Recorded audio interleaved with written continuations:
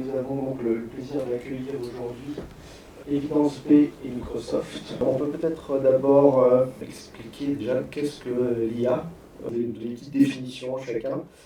D'abord peut-être Thomas et Catherine. L'IA, on pourrait passer beaucoup de temps sur le sujet. Ce n'est pas un nouveau sujet, déjà, c'est un sujet qui existe depuis plus de 60 ans.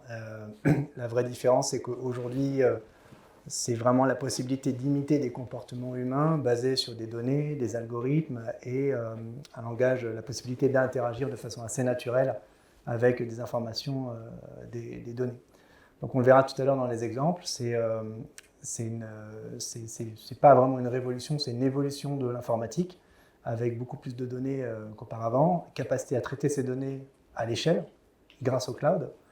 Et la dernière étape, c'est l'IA générative, celle qui est capable de créer et d'interagir avec les humains en langage naturel. Donc ça, c'est aussi une accélération qu'on a connue ces 2 dernières années avec ChatGPT, on le verra tout à l'heure, dans l'éducation, c'est assez bluffant. Pour moi, effectivement, je commencerai par dire que vous avez demandé qu'est-ce que l'IA. Je dirais qu'il n'y a pas une IA, il y a des IA, et je rejoindrai complètement Thomas en disant que ça existe depuis longtemps et qu'effectivement, il y a eu une efflorescence il y a 1 ou 2 ans avec GPT, ChatGPT, mais en réalité, voilà, c'est plusieurs réalités. Et que, effectivement, la définition, c'est intelligence artificielle, en principe, versus intelligence humaine. Alors, je crois qu'on est à peu près tous d'accord pour dire que l'intelligence artificielle qui réussirait à imiter totalement l'humain au point que, puisque c'est le fameux test originel, ça n'existe pas encore. Et c'est mon deuxième élément de définition, après le pluriel d'IA, et ça je le révoquerai tout à l'heure, c'est qu'il y a encore beaucoup d'humains derrière l'IA. Donc finalement, c'est aujourd'hui une intelligence qui est capable, en effet, d'imiter des comportements humains, voire de faire des choses que l'humain ne peut pas faire, ne veut pas faire, ne saurait pas faire, mais toujours par l'humain et pour assister l'humain. Voilà, donc artificiel, c'est vraiment au centre de quelque chose qui est encore tout petit par rapport à l'humain. En fait. Voilà. Et quels sont pour vous les enjeux de l'IA pour l'éducation ? Il faudrait qu'on reparte effectivement des enjeux du système éducatif déjà, sur le fait qu'on verra tout à l'heure, il nous manque beaucoup d'enseignants en France. On a du mal à personnaliser l'accompagnement de nos enfants, des étudiants. Un prof qui est devant 30, 35 élèves toute la journée, c'est quand même compliqué de personnaliser l'enseignement, d'arriver à raccrocher les élèves qui sont justement eux en décrochage ou qui ont plus de difficultés que d'autres. Donc un des enjeux, ça va être déjà d'assister les enseignants. Moi, je suis convaincu qu'il n'y aura pas d'innovation autour de l'IA s'il n'y a pas d'innovation pédagogique. Et ça viendra de l'usage et donc des enseignants. Ça, c'est ma première conviction, c'est qu'il faut absolument accompagner les enseignants à garder et développer leur créativité, à essayer de gagner du temps, essayer d'intéresser les élèves, avoir des approches peut-être plus ludiques, plus personnalisées. Et c'est pour moi la première promesse de l'IA. La seconde, c'est donner sa chance à chacun, si je dois faire simple. On a beaucoup d'élèves qui ne sont pas en France forcément, mais même si en France on a quand même beaucoup d'inéquité, une inéquité territoriale déjà, une inéquité d'accès à l'éducation de qualité. Demain, la promesse, c'est que l'IA, derrière chaque élève, il y aura une IA qui sera un tuteur et qui pourra aider chaque élève à s'améliorer, à se développer et à prendre en main son apprentissage. En relais, bien sûr, du corps enseignant, mais c'est vraiment une des promesses de l'IA. Je pense qu'il y a une réalité qu'on partage tous en tant que probablement parents, parrains, marraines, citoyens, c'est on a une baisse dans certaines matières qui sont absolument fondamentales, qui a été actée par le gouvernement, actée par un certain nombre d'organisations. Ça, c'est un fait. On a des inégalités territoriales, on a des difficultés à attirer aussi et garder les enseignants. Ça, c'est une réalité. Donc, comment est-ce qu'on rend encore plus attractif cette belle fonction. La considération aussi, donc toujours se dire en tant qu'enseignant je veux avoir un impact et est-ce que je suis considéré à ma juste valeur, ça c'est aussi un enjeu et nous on pense que le numérique peut être aussi une opportunité de se réapproprier un peu son métier, d'innover, notamment sur l'approche pédagogique. Et puis on a dans l'enseignement supérieur, alors peut-être que ça nous concerne moins aujourd'hui, mais On a eu ces dernières années une densification incroyable des programmes, parce qu'il y avait besoin d'avoir plus d'écoles, plus de programmes, plus de débouchés. Et aujourd'hui, à l'échelle internationale, on a une concurrence vive entre les écoles, une baisse de la démographie dans les pays occidentaux. Et donc, quand on factorise tout ça, on a une concurrence exacerbée entre les institutions de l'enseignement supérieur. Donc, il va falloir qu'on aille chercher de l'innovation, on aille chercher de la différenciation, et ça viendra très probablement par le numérique, et en l'occurrence l'IA.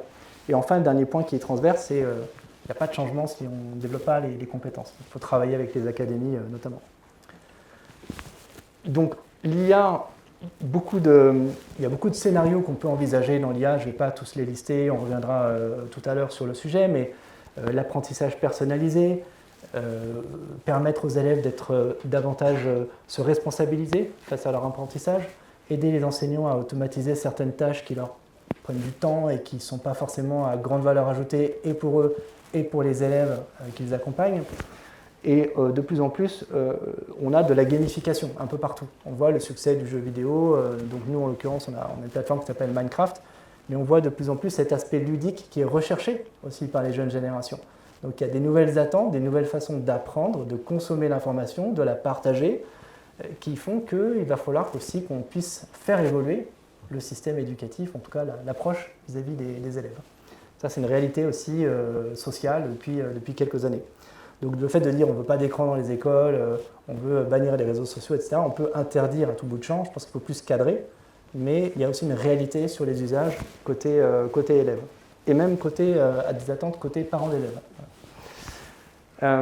Donc voilà quelques exemples de ce que fait Microsoft Éducation autour de l'IA. On aura l'occasion d'y revenir un peu plus tard, mais tout d'abord, on apprend avec l'IA. Donc ça, c'est la partie visible du sujet, l'apprentissage du français, des maths, et Catherine, tu reviendras très probablement dessus, et bravo encore à Évidence B pour tout ce momentum en ce moment sur votre solution. Ça, c'est vraiment pour moi la base. Il faut absolument qu'on puisse avoir cette approche d'enseignement personnalisé sur ces matières fondamentales.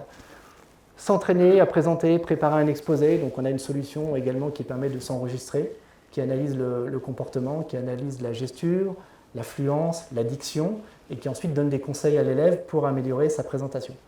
Ça, c'est du coaching qu'on avait en entreprise ces dernières années. Ce sont des solutions qui arrivent aujourd'hui sur des classes d'élèves, au moins à partir du collège, et qui permettent aux enseignants de préparer aussi, en termes de compétences douces, les élèves à leur future vie professionnelle.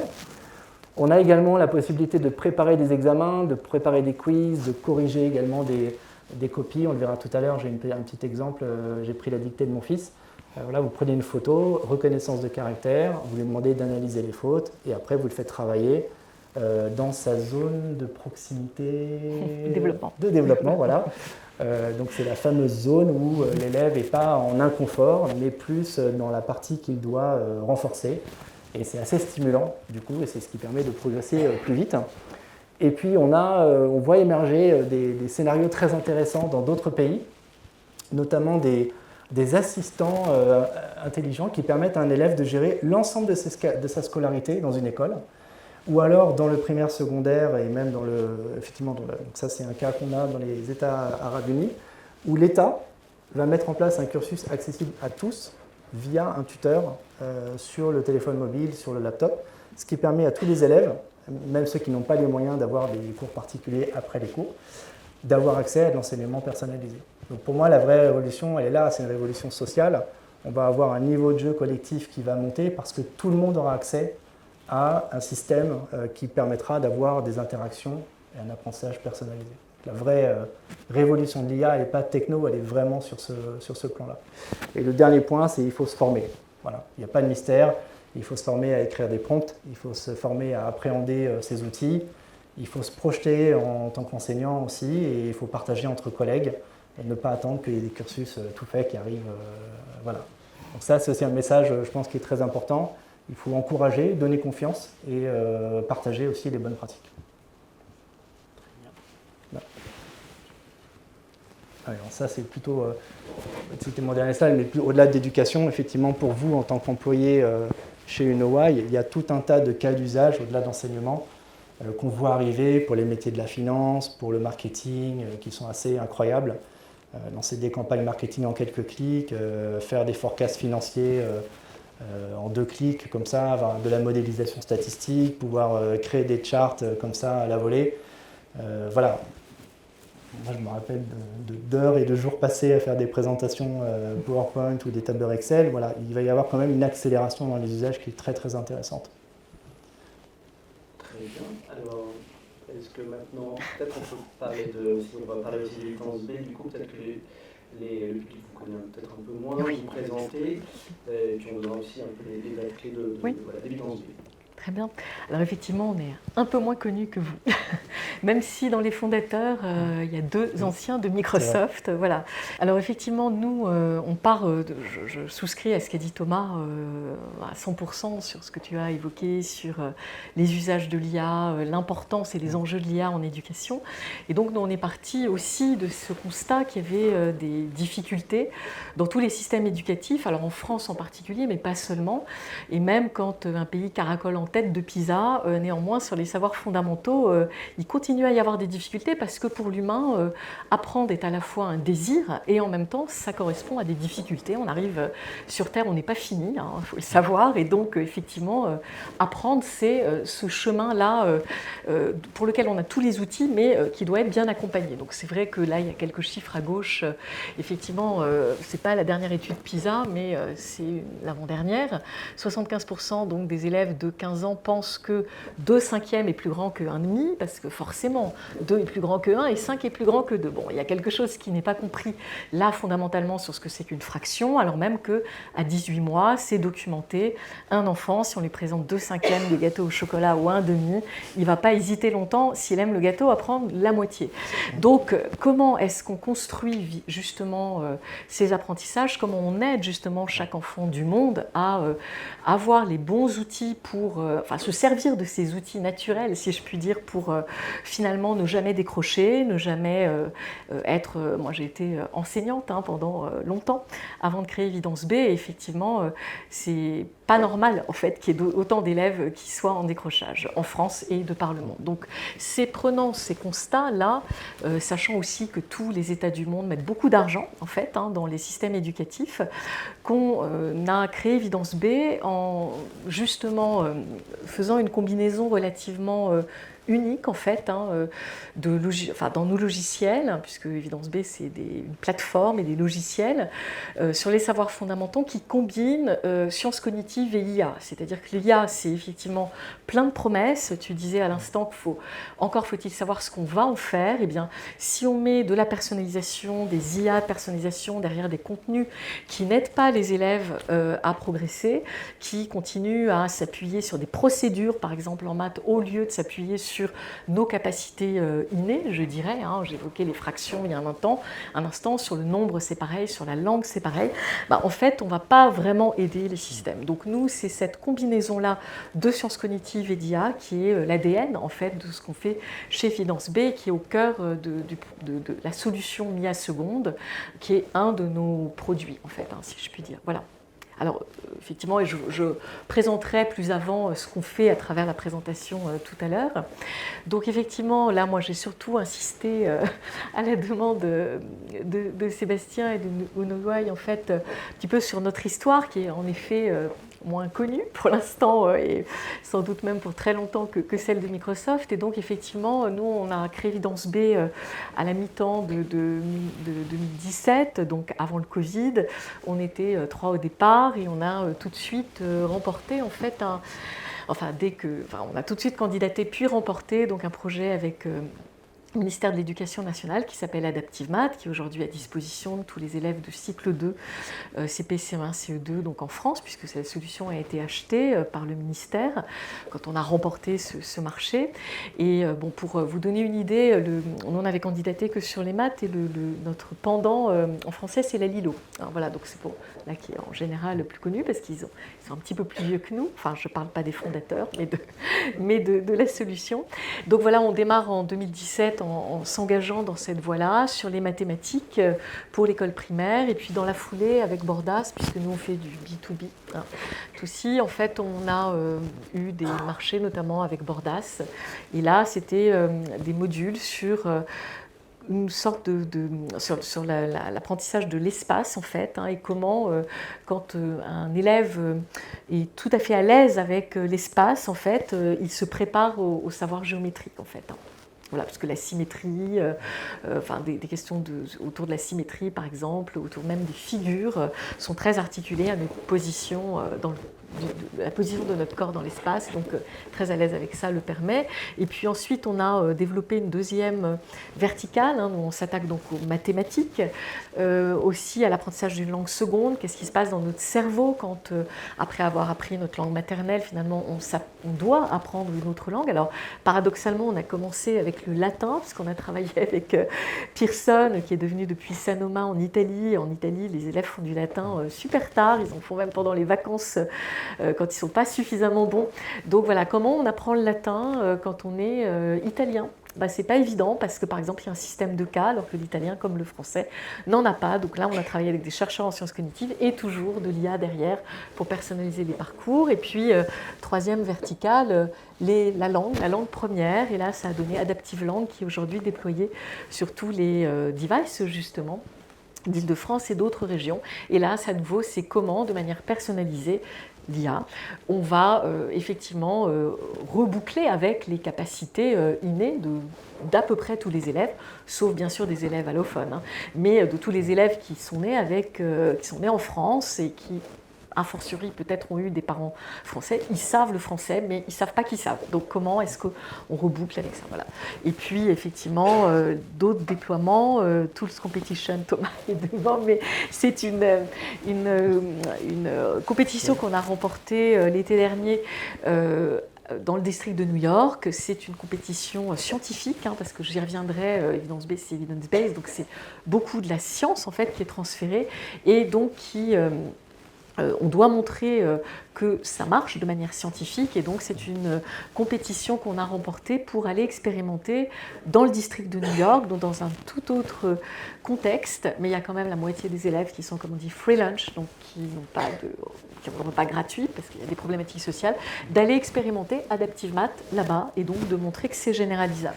Et puis, il y a seconde, je vous en parlerai après, solution poussée par l'ancien ministre de l'Éducation, devenu Premier ministre. Voilà. Quel ancien ministre, du coup parce Merci beaucoup pour cette présentation. On va du coup maintenant passer à la partie démo, on va commencer avec Thomas par Microsoft. Donc il y a beaucoup de solutions chez Microsoft pour l'éducation. Historiquement, vous savez que Teams a été très utilisé, notamment pendant le Covid. Au pied levé, j'avais des collègues qui allaient installer Teams dans l'école de leurs enfants. Ça a donné lieu à un peu plus de numérisation dans l'environnement scolaire. Et puis est arrivé effectivement ChatGPT il y a un petit peu moins de 2 ans. Et Microsoft, nous avions investi dans OpenAI et qui nous a permis d'avoir accès un peu en primeur à ces modèles de langage assez uniques, à ces algorithmes qu'on a très rapidement intégrés dans nos produits. Donc dans Outlook, dans PowerPoint, dans Excel, etc. Et progressivement, presque une nouvelle marque à l'intérieur de Microsoft s'est créée, qui s'appelle Microsoft Copilot, et dont le logo est celui-ci. Et on voit, alors pour la petite histoire, dans ce logo, hein, c'est l'assemblage de l'humain et de la tech, hein, qui forment 2 mains comme ça, parce que la notion de copilote est extrêmement importante. Voilà, tous les produits, toutes les solutions qu'on va faire autour de Copilot ne remplacent pas, comme tu disais, l'humain, mais au contraire viennent augmenter ses capacités. Alors du coup, plutôt que d'avoir des noms de produits un peu partout, je vous propose deux petits scénarios. Un premier qui est finalement de partir de la vie d'un enseignant, Amine, jeune prof d'histoire géo au collège, depuis tout petit passionné par l'histoire, les grandes civilisations, et qui se dit ce serait pas mal de trouver un moyen ludique d'intéresser finalement mes élèves pour qu'ils accrochent comme moi et qu'ils développent une passion. Il a entendu parler de Microsoft Copilot, un assistant virtuel intelligent, pour exprimer sa créativité, gagner du temps. Donc, Copilot est accessible depuis le navigateur Edge, hein, vous y avez tous accès. Vous pouvez également télécharger l'application sur votre mobile. Et à partir du moment où vous avez accès à Copilot, vous pouvez commencer à structurer un cours, construire un support visuel, interagir avec des élèves. On va voir tout ça. Donc Copilot, ça se présente comme ça. Qui a déjà testé? Allez, un bon 30%. Donc vous avez une interface accessible au grand public. Vous pouvez également vous connecter avec un compte professionnel. Vous avez toujours ce choix personnel, privé. Personnel, professionnel, et les données sont systématiquement protégées et vous pouvez poser n'importe quel type de question. Donc là, je lui propose une question, vous aurez accès d'ailleurs au prompt, c'est je lui dis développe-moi une structure détaillée pour une séance de cours sur les grandes civilisations. Donc j'essaye d'être le plus spécifique possible. Voilà, c'est pour des élèves de 6e. On aura des activités prévues, liste-moi les ressources, etc. Et je vais ensuite laisser travailler Copilot. Il va pouvoir me proposer toute une structure effectivement de préparation de cours. Donc vous voyez sur la droite, il me dit voilà, ton cours tu vas pouvoir l'organiser de cette façon-là. Déjà les objectifs d'apprentissage, je te propose ces activités-là, une discussion avec les élèves, un temps pour les travaux pratiques, un temps pour faire des démonstrations, et puis je te propose les ressources et matériaux suivants pour t'aider à construire ton cours. Et je peux également te proposer de mettre en place un quiz à la fin du cours. Donc, en tant qu'enseignant, il y a tous ces soft skills aussi pour structurer un cours, pour animer un cours, pour retrouver le juste niveau d'interactivité. Ce n'est pas tout le temps simple parce qu'on a des programmes très denses à délivrer. Et finalement, Copilot ne va pas remplacer l'enseignant, mais il va l'aider à peut-être aborder certains sujets différemment, à construire des cours, à avoir des trames, voire même s'en servir comme coach. Voilà. Et si tu avais un élève en difficulté, que tu devais le motiver sur tel sujet, comment tu t'y prendrais ? Et là, du coup, on revient à l'essence même du coach, finalement, personnel pour l'enseignant, pour l'aider à adresser certains sujets. Une fois que j'ai la trame qui m'a été proposée par Copilot, je peux aller dans PowerPoint. Et dans PowerPoint, je vais retrouver également Copilot en haut à droite. Et je vais pouvoir lui demander de me créer une présentation du cours relatif aux grandes civilisations sur la base de la structure qu'il m'a préalablement proposée. Et ça va me générer à la volée une présentation. Donc j'ai fait ça tout à l'heure, cet après-midi. Donc en live, vous mettez dans le prompt PowerPoint cette demande et ça génère en fait les contenus, les visuels, l'organisation. Ce n'est pas forcément 100% parfait, ce n'est pas forcément 100% à votre goût, mais ça génère toute une trame et ça peut même ajouter des commentaires sur chacun des slides pour vous permettre d'avoir une sorte de logique horizontale quand vous déroulez votre cours. Donc ça fait gagner du temps. Et après, on peut retravailler chacun des slides. On peut dire, voilà, sur ce slide-là, je voudrais que tu me crées un questionnaire pour évaluer les connaissances des élèves.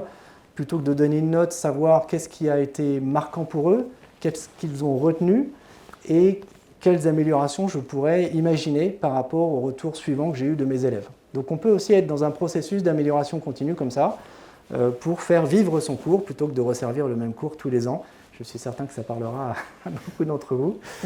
J'avais une prof d'éco qui resservait le même cours depuis 20 ans, même si on sait que l'économie, il se passe quand même pas mal de choses chaque année. Bref, les fondamentaux demeurent. Donc, une fois qu'on a fait ça, donc j'avais fait ça également sur un... Là, je vous montre, j'avais fait ça aussi sur les grandes civilisations, et il m'avait généré pareil, j'avais fait un prompt un petit peu différent, un peu plus spécifique, en lui disant « respecte cette trame avec introduction, Égypte ancienne, Empire romain, Chine ancienne, etc. » Et du coup, plus on est précis, plus en fait, il va pouvoir être spécifique et vous proposer plus de visuels, plus de contenu. Et là, effectivement, on voit là qu'il a proposé du texte de façon dynamique. Donc ça, c'est instantané. Vous mettez le prompt, ça vous génère tout de suite toute la présentation. On pourrait imaginer aussi rendre les choses encore plus ludiques et se dire finalement, comment je peux faire découvrir la civilisation romaine à mes élèves de façon intuitive, ludique, pourquoi pas échanger avec un personnage célèbre. Donc là, je demandais à Copilot d'incarner Jules César.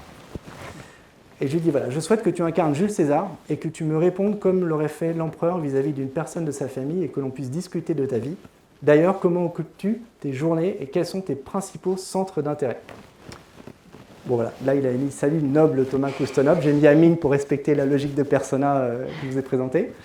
Il dit « Je suis honoré de discuter avec vous en tant que Jules César. Dans mes journées, je suis souvent occupé par les affaires d'État, etc., etc. » Et après, à chaque fois, en fait, Copilot va vous suggérer des questions liées au personnage historique ou liées à votre requête. Mais on peut aussi continuer en disant « Voilà, explique-moi qui tu es en 3 lignes, comme si tu parlais à un enfant de 12 ans. » Donc on peut aussi progressivement affiner la requête pour qu'on ait un texte qui soit plus adapté à un public de 6e plutôt que des secondes. Et on peut même imaginer télécharger un document PDF complet sur la vie de Jules César et questionner Copilot sur la base du document.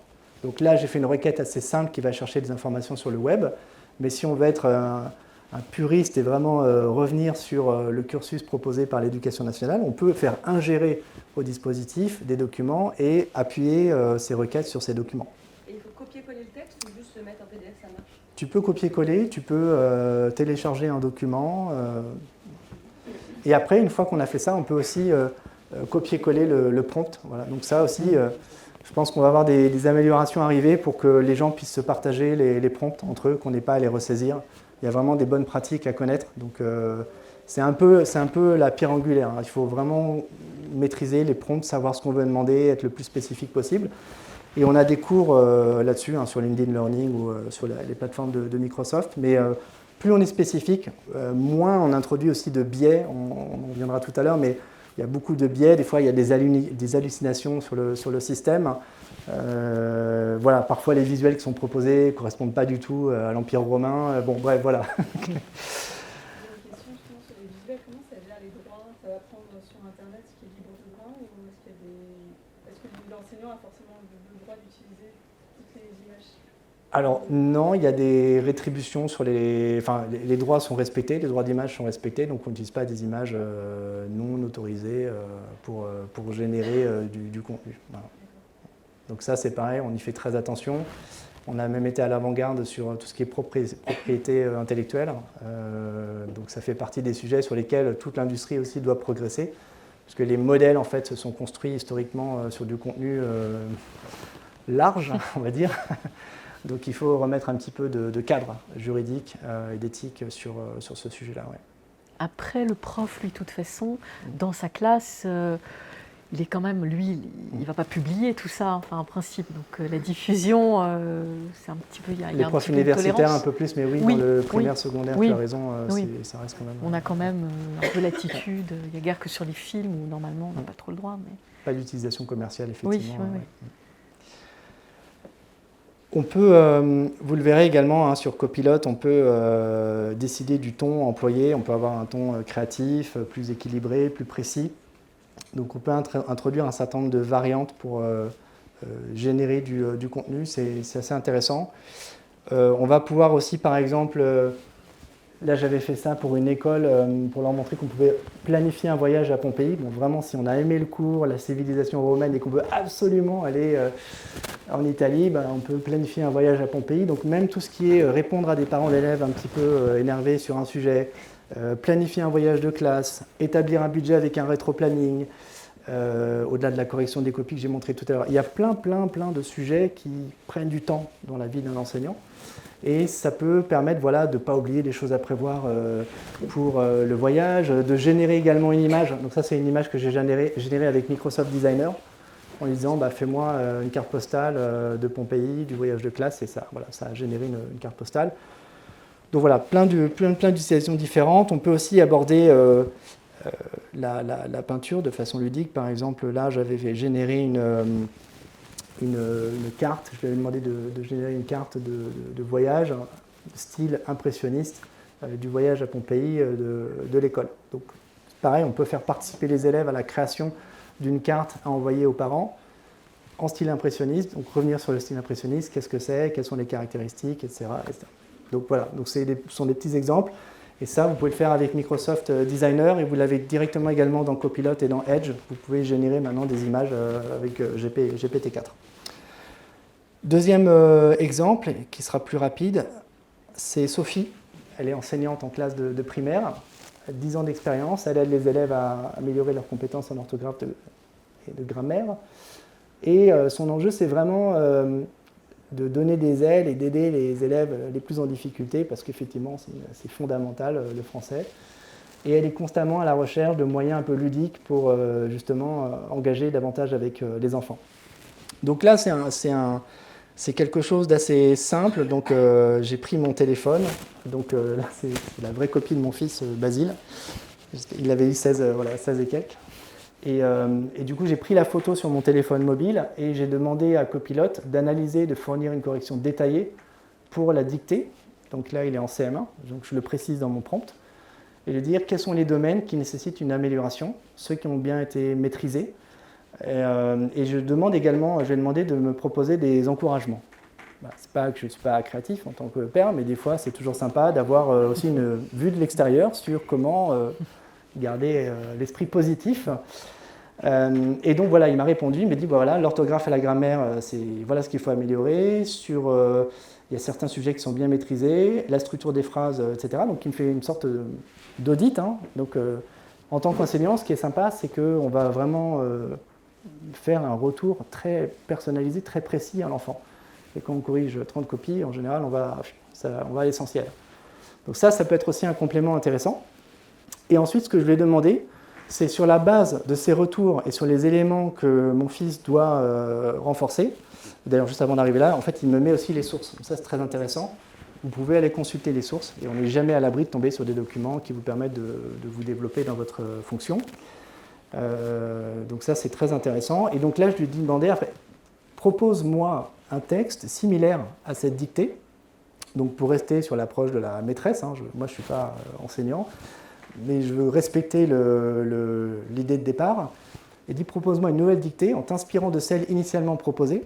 Et je lui ai demandé d'introduire quelques mots inspirés de l'univers de Harry Potter. Voilà. Toujours sympa aussi, il adore Harry Potter. Et donc ça m'a généré un texte pour lui faire une dictée. Voilà. Donc je lui ai fait faire une dictée aussi. Dans le village de Préolard, un jeune sorcier nommé Henri se promenait, etc., etc. Donc on va retrouver les mêmes constructions, c'est-à-dire sur les accords, sur la structure grammaticale.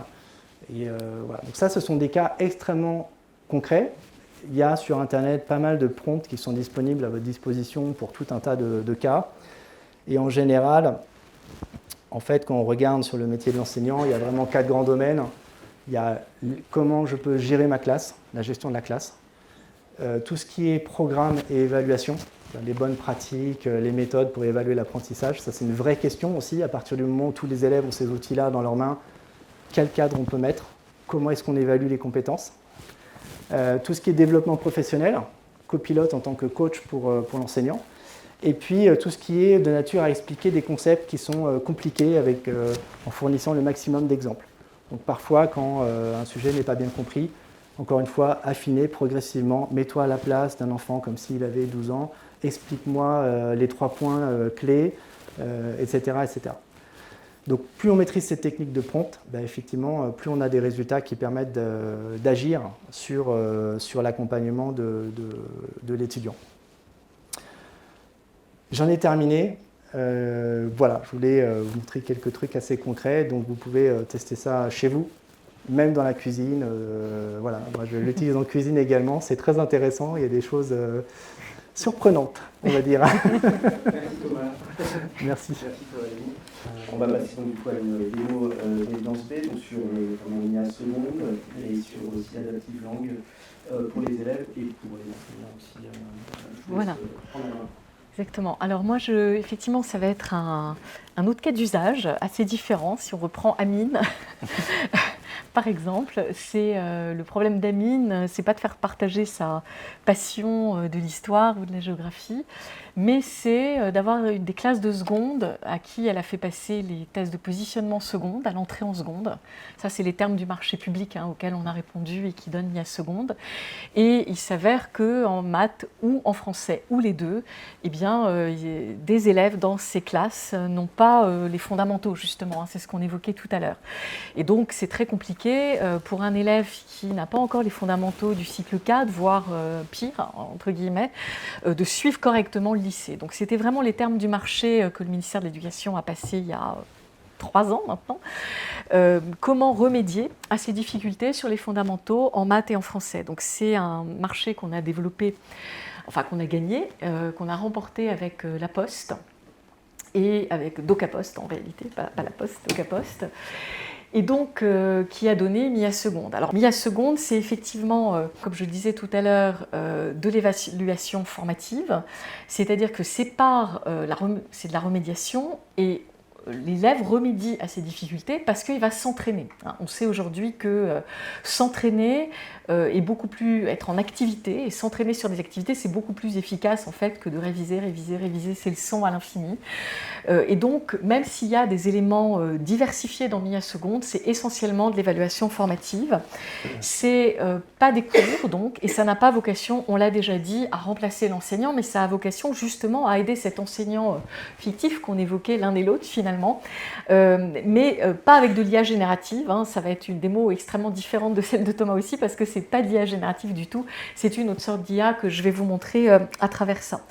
Donc effectivement, c'est essentiellement de l'entraînement, ce qui permet aux élèves de travailler en autonomie, de remédier à ces difficultés. Il se trouve que remédier à ces fondamentaux du cycle 4, voire avant, ça veut dire que tout simplement, il faut le faire presque en dehors des heures de cours, quand on est en seconde. Donc, ce sont des solutions qui permettent aux élèves de travailler en autonomie. Il y a un mode offline, ça permet effectivement quand l'élève, puisque c'est diffusé à tous les élèves de France et de Navarre, les 800 000 élèves de seconde. Pour l'instant, c'est sur 8 académies, mais à la rentrée scolaire, ça va être sur pour tous les élèves de seconde, et gratuitement, puisque ça a été acheté par le ministère de l'Éducation nationale quand on a remporté ce marché. Et donc, effectivement, là, il y a des zones grises, on le sait, donc il faut que l'élève, quand il est connecté, il a chargé l'application, s'il passe dans une zone grise parce qu'il est en train de réviser en faisant son trajet de retour, il ne perd pas son parcours personnalisé, etc.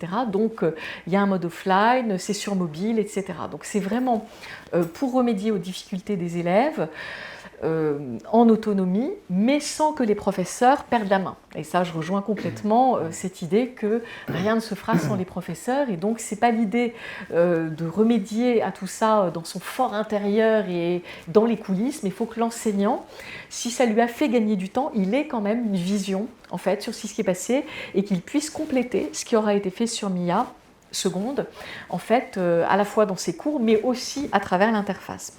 Alors, donc, effectivement, nous, l'ADN, je l'évoquais tout à l'heure, c'est que du transfert de recherche, c'est-à-dire qu'à la fois sur les contenus, puisque, je vais le dire dans un instant, il y a 24 modules documentés par la recherche en sciences cognitives, 16 en français, 8 en maths, plus de 20 000 exercices. Tous ces contenus ont été faits, designés par des chercheurs, en collaboration avec des enseignants, pour que cette recherche elle atterrisse quand même sur le terrain et qu'elle soit applicable et utilisable surtout. Et c'est aussi de la recherche en IA. Les algorithmes dont je vous parlerai, ils viennent tous de grands labos français, l'INRIA Bordeaux en particulier, le LIPSIS, c'est-à-dire un des laboratoires de Paris Université, l'ancien Jussieu, et d'autres encore. Et donc, c'est ce transfert de recherche en fait qui est à l'œuvre ici et qui est l'ADN en fait de cette solution. Le parti pris, notamment sur les contenus, mais ça marche aussi bien sûr pour l'IA, c'est que les élèves qui sont en difficulté en arrivant en seconde, ils ont quand même eu 9 ans d'école avant, 5 ans d'école primaire et 4 ans de collège, et ils ont eu des cours et des exercices plus traditionnels sans doute, enfin liés au programme, qui marchent pour un grand nombre de gens, mais pour un certain nombre d'élèves qui n'ont pas marché. Donc volontairement, l'approche, elle est différente. Et l'approche des sciences cognitives, justement, permet, comme je le disais tout à l'heure, d'aborder certains fondamentaux de manière différente. De la même manière, les algorithmes ont été tous entraînés en milieu éducatif. L'INRIA Bordeaux est spécialiste, en fait, de ça. Et donc, effectivement, avant d'être intégré dans cette solution, en collaboration bien sûr avec eux permanente, bien ça a été entraîné. Donc c'est vrai qu'il y a toute cette approche, à la fois c'est le même et l'autre, et c'est en fait une approche qui, encore une fois, est là pour permettre à ces élèves qui ne sont pas encore en décrochage, ils sont en seconde, lycée pro comme lycée général, quand même de rattraper le coche et de pouvoir faire un lycée dans de bonnes conditions. C'est vraiment ça le parti. Alors là, vous êtes sur l'interface professeur. Parce que, effectivement, comme je le disais, puis je vous montrerai aussi des choses sur l'interface élève, évidemment, ça permet de faire la démo plus facilement, enfin une partie de la démo, mais c'est aussi pour montrer que l'alpha et l'oméga de tout ça, c'est l'enseignant, hein, comme on l'a beaucoup dit. Donc, effectivement, le professeur, il arrive sur Mia Seconde, et puis il a tout de suite une vue sur ses classes. Hein. Ici, ce sont à chaque fois, bien sûr, des classes fictives, et il peut aller, donc ça c'est mon profil, je suis ici enregistrée comme professeur de mathématiques, mais si je veux aller regarder ce qui se passe en français, je peux le faire aussi. Et notamment pour les professeurs principaux, c'est quelque chose d'intéressant de pouvoir changer de discipline. Ça permet de voir aussi ce que les élèves font dans l'autre discipline. Donc là, je démarre du côté des mathématiques. Le professeur va pouvoir aller regarder un petit peu toutes les ressources qui sont à dispo. Et dans Mia Seconde, il y a donc bien sûr des modules IA. Hein. IA, c'est modules interactifs adaptatifs. Donc c'est le cœur du réacteur, cette IA qui est derrière un certain nombre de ces modules. Je vais revenir dans un instant, mais il y a d'autres modalités sur lesquelles je ne vais pas trop m'étendre parce qu'on n'a pas un temps infini et que ça parle moins d'IA, mais c'est pour montrer que, en effet, qu'il s'agisse du mode compile où le professeur va pouvoir créer des playlists pour justement compléter et pouvoir se dire, une fois que les élèves se sont entraînés tout seuls en autonomie, bah là, d'après les tableaux de bord que je vais vous montrer brièvement aussi, je vois qu'il y a des élèves à qui j'aurais besoin de réexpliquer des choses, de pouvoir faire des playlists adaptées et de pouvoir les utiliser en demi-groupe ou de pouvoir les donner en évaluation à ces élèves. Donc ça, c'est un mode complémentaire de l'autonomie hein, et de l'automatisation, parce que quelquefois, les enseignants ou le grand public peut avoir peur que si tout est automatique, où est l'enseignant? Comment l'enseignant garde la main? Il garde la main parce que justement, il va laisser à l'IA le soin de faire, et je rejoins ce que tu disais tout à l'heure, ce où il n'a pas de valeur ajoutée, c'est-à-dire l'entraînement automatique, une évaluation très simple. Ça n'empêche qu'il faut continuer à corriger des dissertations et des choses plus complexes. Ce n'est pas forcément le plus drôle, ça c'est l'ancienne prof qui le dit, mais néanmoins là, si la machine le faisait, ça serait ennuyeux. Là, c'est une évaluation très simple où les enseignants se déchargent, mais néanmoins, ils doivent garder la main. Donc le mode compile le permet.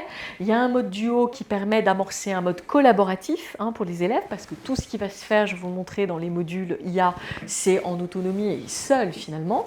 Mais là, le professeur va pouvoir construire des binômes toujours en regardant son tableau de bord pour sortir simplement du face-à-face de l'élève avec lui-même et être en collaboration. Possibilité d'aller aussi vers des vidéos dans MiaTube. Hein, ce sont des vidéos qui vont donner des petits éléments de cours, un peu sur le mode TikTok, mais avec quand même des profs d'université là et de Cannes qui se sont mis au niveau des élèves de seconde, mais pour donner du contenu très solide. Et ils ont fait un gros effort de changement de posture, mais ça donne des choses tout à fait intéressantes. Et puis un mode atelier, là, qui a été fait par des associations de professeurs de français, la FEF, et de professeurs de maths, à travers la grosse association que vous connaissez peut-être qui s'appelle Animat. Donc il y a des chercheurs, il y a des profs, il y a des enseignants très chevronnés, il y a des associations de profs, des collaborateurs très divers dans Mia Seconde. Hein. Ce n'est pas juste des Sciences Co et de l'IA, mais je vais focuser quand même, comme on dit, sur ces modules. Donc là, on est du côté de l'enseignant, et juste pour vous montrer quelques petits exemples, hein, vous voyez des modules de mathématiques ici, donc je vais vous montrer un petit peu ce que ça veut dire partir de, par exemple, vraiment le B à bas, hein, si on est sur... alors c'est pas grandeur et mesure que je voulais montrer, pardon, c'est plutôt les organisation et gestion de données, voilà.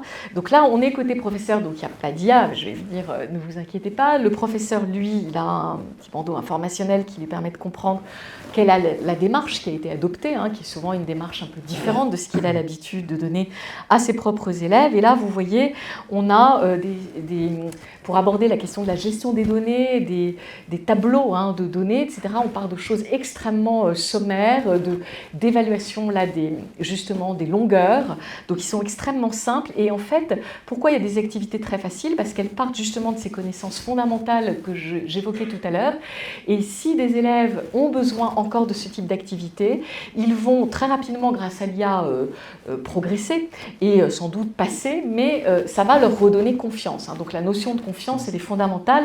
Alors là, on a une activité quand même très très simple. Hein. Là, si l'élève n'estime pas de manière Alors le temps est pris en compte effectivement, mais s'il n'estime pas de manière intuitive quel est le plus long de ces deux segments, il y a un petit souci, mais encore une fois c'est surtout pour lui redonner confiance. Donc là par exemple je vais cliquer, donc là je suis côté professeur hein, parce que c'est pratique pour moi, mais les élèves ont exactement les mêmes activités, sauf que c'est à travers des parcours personnalisés. Et donc ici on voit qu'il y a un feedback qui lui permet, bien sûr il a donné la bonne réponse, mais de voir qu'effectivement, oui, il y en a un qui est plus long que l'autre, ça c'est sûr. Ce qui est peut-être plus intéressant, c'est d'aller regarder, par exemple, quand on compare des airs. Là, il y a quelque chose d'un petit peu plus complexe, hein, et là encore, ça va, vous voyez, permettre d'estimer, d'appréhender ensuite la notion de diagramme circulaire, hein, qui est effectivement très importante dans la gestion des données. Et là, l'élève va devoir, alors je ne sais pas si je vais y arriver avec le micro, il a la possibilité de modifier l'orientation de cette forme, d'aller la déplacer, et puis ensuite, alors c'est avec une main, c'est plus compliqué, voilà, et de voir que là, encore une fois, il a réussi. Par contre, ici, si je me trompe et que je mets celui-ci, bon là, voilà, je vais avoir là un feedback et avec donc la correction.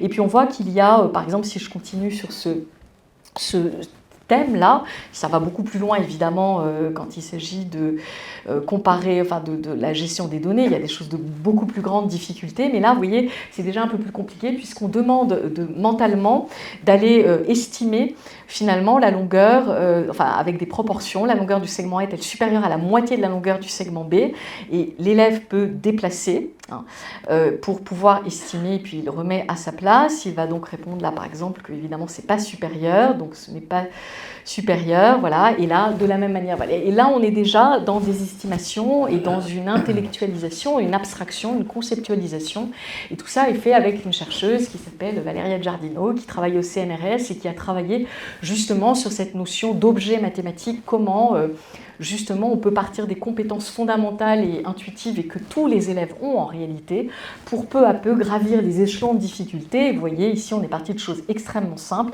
mais on va aller jusqu'à lire et interpréter un tableau d'effectifs, comprendre et utiliser la notion de fonction, jusqu'aux fonctions, puisqu'il y a un lien évidemment entre la notion de données et la notion de fonction. Donc c'est cette espèce de parcours mathématique qui est fait à partir de choses, comme vous avez vu, extrêmement simples et qui vont aller de plus en plus loin. Donc ça, voilà un petit peu le genre d'activité qu'il y a. Hein. Donc ça, quelquefois, ça effraie un petit peu l'institution qui se dit, mais alors c'est des exercices pour souris, vous êtes dit. Mais non, parce qu'en fait, ça va vraiment jusqu'à la fin des problèmes très complexes et qui vont jusqu'à un niveau avancé de seconde. Donc c'est comment on accompagne ce parcours tout au long. Donc je vais vous montrer ce qui se passe du côté des élèves, parce qu'effectivement, du côté des élèves, c'est pas du tout dans cet ordre complètement linéaire hein, que les élèves vont avoir les choses. Donc là, je suis du côté d'une jeune fille qui s'appelle Lucia et qui travaille sur la notion de réapprentissage du sens du nombre. Donc, elle a eu au commencement un test adaptatif qui a permis, donc c'est là où je vais vous expliquer un petit peu cette IA de personnalisation. Ce test adaptatif, c'est une IA déjà, qui a permis à l'algorithme d'explorer l'ensemble de la ressource et de manière un petit peu avec des dichotomies en quelque sorte, de comprendre à quel niveau l'élève en était. Et donc de pouvoir lui donner, non seulement de donner une vue de son niveau au début, mais de pouvoir lui donner un point de départ dans la ressource, hein, et de ne pas lui faire passer par les fameux exercices très très simples, si jamais c'est déjà tout à fait maîtrisé. Hein. Donc c'est là où l'IA commence à faire son travail, donc ça c'est un algorithme spécifique. Le deuxième algorithme, qui est l'algorithme principal, on parlait tout à l'heure de la zone de proximal développement, chez nous il s'appelle ZPDES. C'est un algorithme de personnalisation. ZPD, c'est la zone proximale de développement. C'est le fameux algorithme que j'évoquais tout à l'heure, développé au départ par l'INRIA Bordeaux, avec lequel on travaille depuis AdaptiveMath. Hein. Et donc c'est un algorithme qui s'appuie sur une technique d'apprentissage par renforcement. En gros, c'est ni de l'apprentissage supervisé, ni non supervisé. Il apprend par lui-même, et il apprend par lui-même, finalement, qui est l'élève qu'il a en face de lui. Et donc, à chaque instant T, chaque élève a un parcours absolument unique, d'abord par le point de départ que j'évoquais tout à l'heure, mais ensuite, au sein de cette ressource, finalement, c'est pas du tout un arbre de la connaissance, c'est au contraire l'organisation de tous les exercices que je vous ai montrés tout à l'heure se fait avec quelques prérequis, et en fait à chaque instant T, l'algorithme peut identifier une zone d'activité dans laquelle l'élève est confortable. C'est-à-dire, enfin il est confortable, la zone de proximal développement, c'est pas tout à fait être confortable, c'est que tous les exercices qui sont proposés correspondent à son niveau de maîtrise et le challenge un tout petit peu. C'est ça la zone de proximal développement, c'est d'avoir des exercices qui vont justement motiver l'élève parce que ce n'est ni trop facile ni trop difficile. Et donc selon chaque réponse que l'élève va donner, la zone va évoluer, va bouger très légèrement et donc va ouvrir une activité suivante pour l'un, une autre activité pour l'autre élève, ce qui fait qu'aucun élève n'a en effet le même parcours. Et si un élève rencontre une difficulté, par exemple sur l'estimation, vous savez, des longueurs que je vous ai montrées tout à l'heure, qui a des proportions, s'il n'y arrive pas, eh bien, l'algorithme ne s'entêtera pas, mais passera à autre chose, mais lui reproposera jusqu'à ce que ce soit compris. Donc c'est vraiment un algorithme qui fonctionne sur cette motivation intrinsèque, puisque quand l'élève est sollicité sur des types d'activités qu'il peut faire, mais quand il n'y arrive pas, encore une fois, on lui en redonne. Donc c'est vraiment motivation intrinsèque, compréhension. C'est cette idée que tous ces savoirs-là, c'est un peu toute proportion gardée comme le vélo. Quand on a compris, on a compris. Quand on a l'équilibre, on l'a. On a tous les moyens de l'avoir, mais s'il faut passer plus de temps, eh bien, l'algorithme passera plus de temps, mais pas de manière continue et évidemment démotivante, mais au contraire en travaillant sur cette motivation. Donc là, par exemple, on voit que je suis sur quelque chose qui travaille le nombre, que j'ai déjà fini, ça c'est le fonctionnement de l'algorithme, j'ai complètement réussi à comparer des nombres entiers, je suis très bonne là-dessus. Là, on va me demander de manipuler des décimaux relatifs présentés sous différentes écritures, donc là c'est déjà plus tout à fait si simple, et on voit qu'il y a un certain nombre d'objectifs que j'ai commencé. Là, je suis dans ma zone de proximal développement, justement, et là, l'algorithme va me promener au sein de cette zone. Par contre, ceux-là, je ne les ai pas encore abordés. Donc, sans doute parce que j'avais raté dans mon test initial des éléments qui concernaient justement le carré, la racine carrée, etc. C'est pour ça que ça n'est pas encore ouvert et que ça s'ouvrira quand j'aurai maîtrisé auparavant quand même des choses un petit peu antérieures. Donc là, si j'ouvre, là c'est un bandeau informationnel qu'a l'élève, à chaque instant il sait où il en est, ce qu'il lui reste à faire, ce qu'il a réussi. Là, on voit par exemple que ce qu'on me donne, c'est ranger des décimaux relatifs, dont certains peuvent être écrits sous une écriture fractionnaire. Donc il y a un mélange ici de nombres relatifs, du positif, du négatif, avec des nombres décimaux, des fractions, des entiers. Enfin bon, voilà, on est quand même... il n'y a pas d'entiers, il n'y a que des décimaux, mais on est quand même dans quelque chose de pas forcément si simple. Donc effectivement, je vais vous montrer... Là, je fais exprès effectivement de bien répondre, voilà. Donc là, c'est bon. Et puis vous voyez ici, comme par hasard, ça tombe bien, j'ai un message motivationnel. Donc il y a aussi une autre IA qui est liée à justement l'identification et qui permet de cet historique et d'expliquer, de motiver l'élève à nouveau par ce type de message, puisque là, j'avais dû auparavant faire un certain nombre d'exercices sur cette activité et qui me permettent maintenant... Alors, vous voyez, là, du coup, il y en a 2 qui se sont fermés. Et j'en ai encore une à faire ici, donc sur le même principe. Donc voilà, moins 1,5, 3,5, ça devrait être bon. Voilà. Et donc, j'essaye de travailler pour que vous voyez comment je change peut-être d'activité. J'espère que... je vais réussir suffisamment. Non, j'en suis toujours à la même, a priori. Donc, 5,5 a priori. Là, s'il y a des matheux, il ne faut pas hésiter à m'aider. Non, là, ça ne va pas le faire, je vais me tromper. Voilà, ça c'est plutôt pour vous montrer comment on va passer. Voilà, bravo, tu as terminé cette activité, retrouve-la dans révision. Donc, ça me permet de vous indiquer qu'il y a un algorithme aussi de révision. Alors, l'algorithme de révision, c'est pas pareil que l'entraînement, c'est j'ai appris un certain nombre de choses et puis j'ai besoin de savoir ce que j'ai retenu.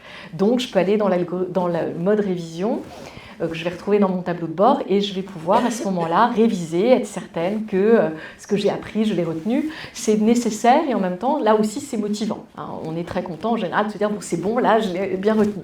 Alors là, vous voyez, j'ai changé d'activité. Je suis sur maintenant un exercice dans lequel je ne suis pas très bonne, hein, qui est la ligne numérique, mais enfin là, ça va parce que c'est des petits nombres et qui fait travailler donc quelque chose qui est très documenté aujourd'hui, cette articulation entre le nombre et l'espace à travers la ligne numérique. Ça s'appuie beaucoup sur les travaux du CESEN, un conseil scientifique pour l'éducation nationale.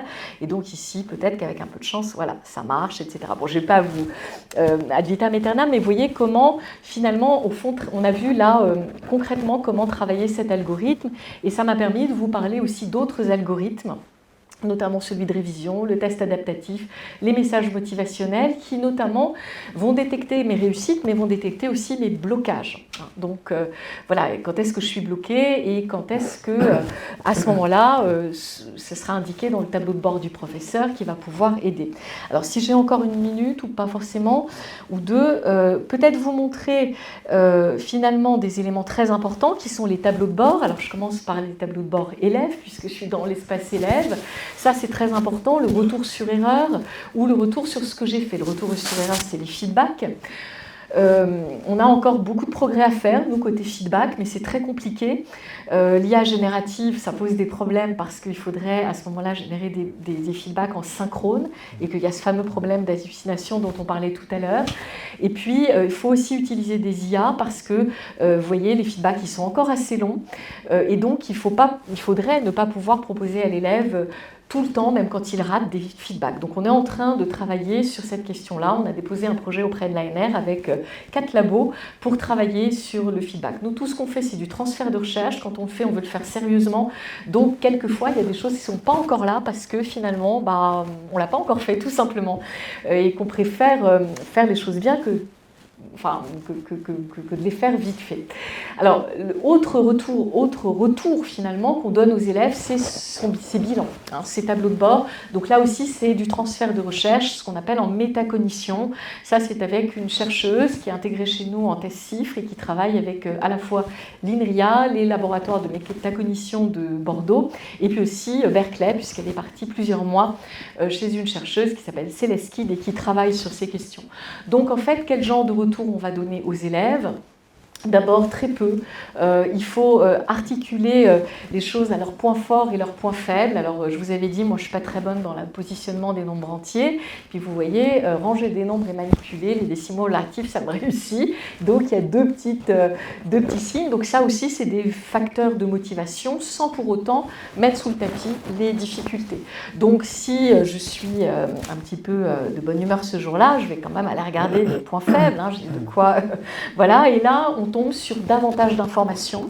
On va rajouter une troisième brique, mais pour l'instant, vous avez d'abord à gauche la notion de progression, hein, où est-ce que j'en suis? Et là, c'est très important pour un élève de se projeter. Qu'est-ce qu'il me reste à faire? Là encore, facteur de motivation, mais de projection hein, dans la ressource. Et puis, à droite, performance. Hein, qu'est-ce que je vaux? Est-ce que ça va? Est-ce que ça ne va pas? Avec ce petit baromètre. Et il y a une troisième brique qu'on va mettre, qui est la notion de recommandation, c'est-à-dire action derrière. Hein.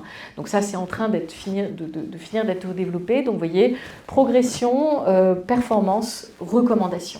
Et c'est finalement pas énormément de choses, mais c'est suffisant pour un élève pour finalement avancer dans la ressource et garder cette motivation. Alors côté prof et côté tableau de bord, il y a quand même plus de choses. Je disais qu'il faut donner aux professeurs des moyens de suivre alors même que... effectivement, il n'a pas été tout le temps là. Et donc ici, on voit que le professeur, lui, il a un accès à ses classes. Je suis passée directement sur la seconde une. Là, module par module, j'ai une vue synthétique sur cette progression. Si j'ai plus de temps, je peux rentrer. Et là, j'ai comme un tableau de notes, finalement, avec, pour chacun de mes élèves, la progression, où est-ce qu'ils en sont, ce qu'ils ont fait, ce qu'ils n'ont pas fait.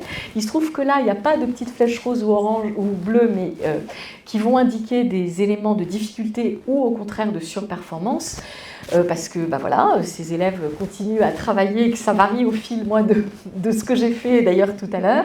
Mais si j'ai plus de temps, je vais pouvoir rentrer dans chacune des cases et aller voir ce qu'a fait l'élève. Et là, j'ai vraiment tout à fait... là, je suis obligée de...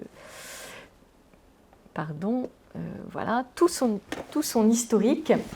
Et là, évidemment, on ne peut pas faire ça pour tous les élèves à tout instant, mais le professeur peut vraiment, s'il en a le temps, s'il veut comprendre pourquoi un élève a des difficultés ou pas, aller regarder. Ici, ça, c'est des tableaux de bord qui ont été développés avec l'aide de l'UCL à Londres, qui ont été testés 1 an avec des élèves et des professeurs en l'occurrence du lycée Paul Valéry à Paris.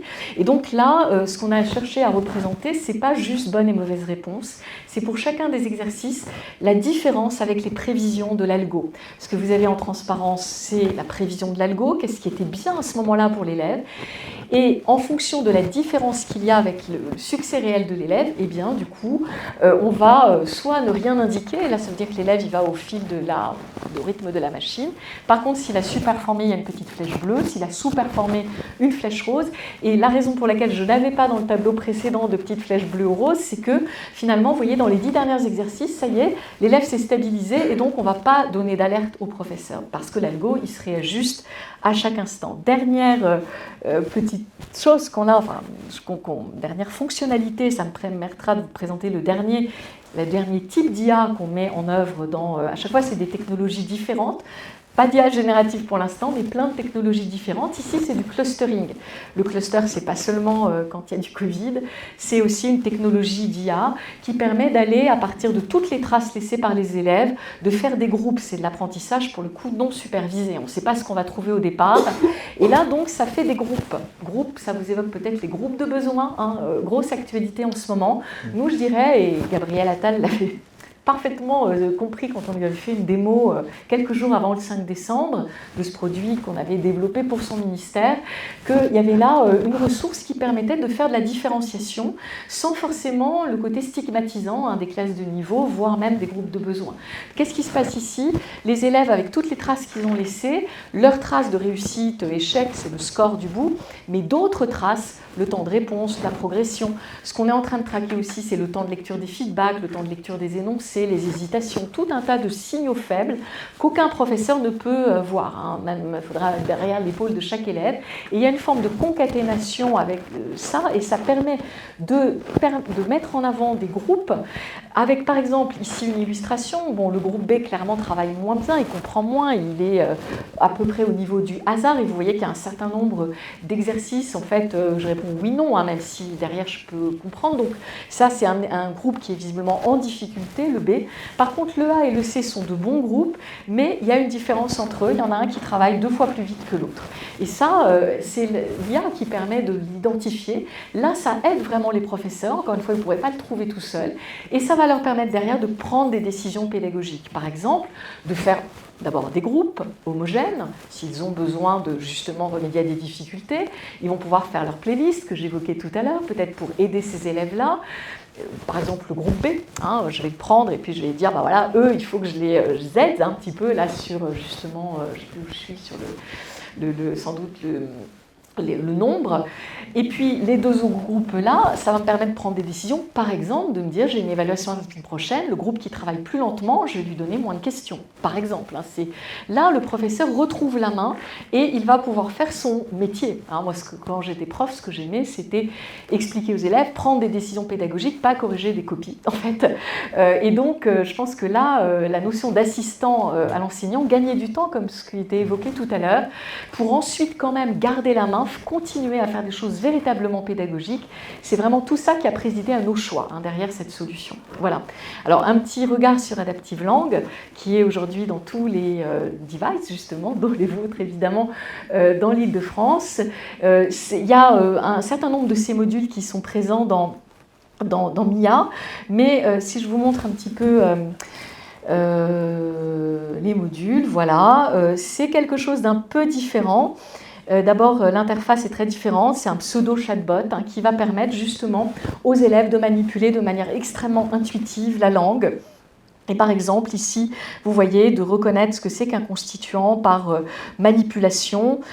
Si je me mets là, j'ai quelque chose qui est vraiment articulé aux recherches en linguistique, hein, la notion de constituant, des parenthésages. Est-ce que les bouteilles à oxygène pour la plongée, c'est les bouteilles à oxygène pour la plongée, ou est-ce que c'est les bouteilles à oxygène pour la plongée? C'est évidemment la deuxième solution qui est la bonne. Et là, vous voyez, on n'utilise aucun mot de la grammaire. Moi, quand j'étais prof, ils n'aimaient pas ça, la grammaire, parce qu'ils n'aimaient pas les compléments du nom, les épithètes. Par contre, de se rendre compte là que cette langue, ils la maîtrisent, hein, c'était vraiment le résultat des expérimentations à Paul Valéry, qui est de la bouche même de son ancien proviseur, Madame Sturbo, qui était disait-elle, le plus mauvais lycée de Paris, c'est-à-dire le moins demandé dans l'ancien Affelnet, en fait, le nouveau, je ne sais plus, enfin, en tout cas dans Affelnet à l'époque, eh bien en fait, ces élèves-là, ils disaient, mais on ne savait pas qu'on savait autant de choses, et les profs disaient, en fait, ils savent quand même des choses. Bon. Et derrière, l'idée, c'est que le professeur va pouvoir faire son cours de grammaire, celui qui parle de complément du nom, mais ça sera dans un contexte quand même de reprise en main de ces éléments-là, et il y a des modules d'orthographe, etc., pour faire moins de fautes. Enfin, voilà, on rejoint finalement la préoccupation de tout à l'heure, mais cette fois-ci, et toujours avec de la personnalisation, etc. Voilà. Merci beaucoup. Je voudrais qu'on remercie et qu'on applaudisse très fort Catherine Lepierre et